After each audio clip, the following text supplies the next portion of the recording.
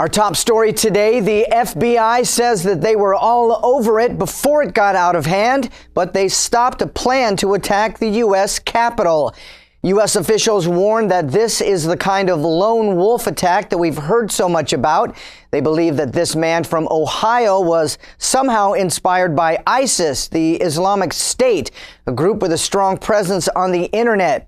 ISIS pumps their social media pages full of pro-terrorist propaganda with the hopes of inspiring violence overseas. The FBI says 20-year-old Christopher Lee Cornell of Green Township, Ohio, wanted to set off pipe bombs at the Capitol building and shoot people as they fled. Investigators say that he came to their attention last August when he posted pro-ISIS messages on Twitter using an alias Rahil Maurice Zubaydah. Court documents say he discussed those plans with a man that he thought was a radical Muslim sympathizer, but who turned out to be working undercover for the FBI. According to investigators, Cornell said the former al-Qaeda figure Anwar al-Awlaki and other vocal Muslims had expressed the view that this kind of jihad was the right thing to do. Cornell was arrested on Wednesday when he purchased 2 assault rifles and 600 rounds of ammunition. Federal officials insist that there was never any danger because the man was under their careful surveillance for several months. They say that he never even built any pipe bombs and didn't even own the components to build one. After more than a dozen years behind bars, 5 men captured in Pakistan and jailed in Guantanamo Bay are now free to return home. U.S. officials confirmed that they have released 4 prisoners to Estonia and another to the country of Oman. The Pentagon confirms that all 5 men are free to return to Pakistan once they have landed in those countries. This is the first time that either one of those small countries have accepted a prisoner transfer from the United States. It's another step toward advancing the relationship to Cuba, narrowing the number down to 122 prisoners held on the island detention center. Also, U.S. officials confirmed that this Friday will mark the beginning of the new trade and travel rules to Cuba. More on this story to come later. Word out of Washington, a major shakeup on the way in the U.S. Secret Service. The agency is removing 4 high-level officials from their posts after a series of embarrassing incidents and dangerous lapses in security. Among the men and women charged with protecting the highest outpost in the land, it is a major overhaul for an agency in crisis. 4 assistant directors are being tossed out of their current positions and being reassigned to new jobs. Acting Director Joe Clancy said in a statement, "Change is necessary to gain a fresh perspective on how we conduct business." Those being replaced come from every corner of the department. Dale Papillo from Protective Operations, Paul Morrissey from Investigations, Jane Murphy in Government and Public Affairs, and Mark Copanzi, a top official in technology.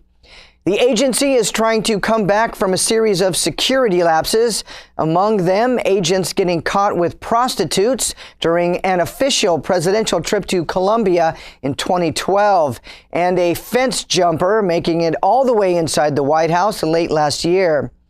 Each of the 4 high-ranking employees has more than 30 years of service, and no word on their new assignments just yet. And all of this comes after an independent report describes that low morale and poor leadership at the Secret Service.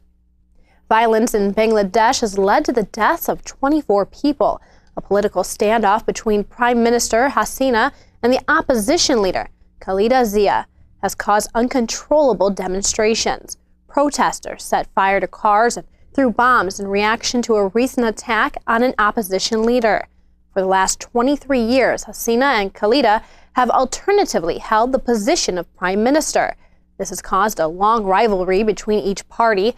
Both the European Union and the United States have reached out to Bangladesh, suggesting both parties hold talks. After a year of concern regarding the Ebola virus, new reports show a positive future. The UN has released updated figures that they say Ebola is on the decline. Guinea and Sierra Leone were recorded last week as having their lowest amount of cases since August. Liberia has even had better statistics. Liberian President Ellen Sirleaf discusses the problems the healthcare industry faces in the country. We already did not have a very strong healthcare system, so that which we had was completely then undermined. So you can see that as a result of this, we'll have to rebuild the whole healthcare system.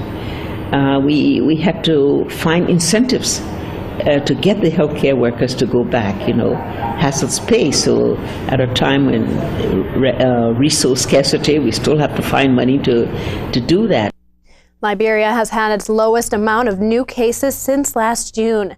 Since the beginning, the outbreak has caused over 20,000 people to catch Ebola.